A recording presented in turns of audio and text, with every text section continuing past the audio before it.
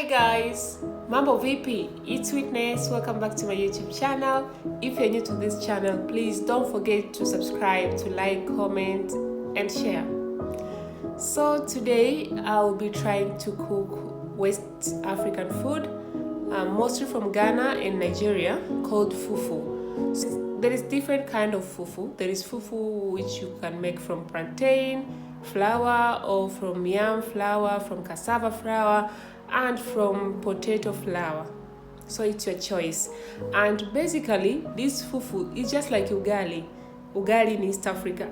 Yes, so we can make ugali from maize flour or from cassava flour.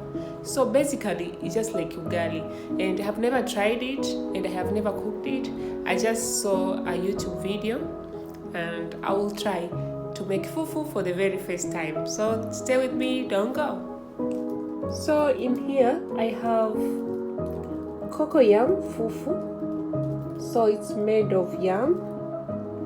This is cocoyam fufu, and this is plantain fufu.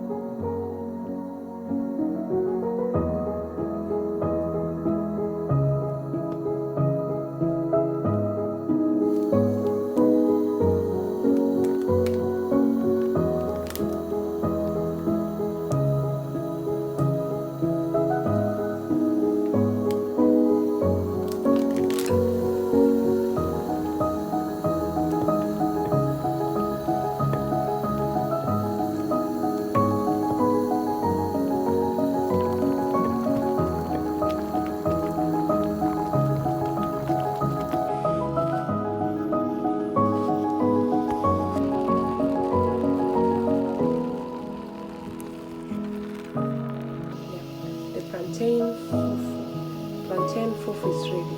Ukiangalia vizuri ni kama vile ugali wa muhogo, lakini huo ni ugali wa ndizi. See? Plantain fufu. Ugali wa ndizi. Plantain fufu.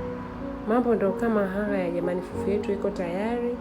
Yaani ukiangalia vizuri ni kama vile ugali wa muhogo. Hata taste yake inataka kufanana na ugali wa muhogo. Hapo nina soya ni kama sipita nisemeje, mkini ndio vitu kama hivyo hapa. Jamani, hichi kitu ni kitamu. Hapo sikutegemea kama ugali utakuwa ni mkubwa kiasi hiki. Ila nitabakiza. Nitakula baadaye tena. So nitakula.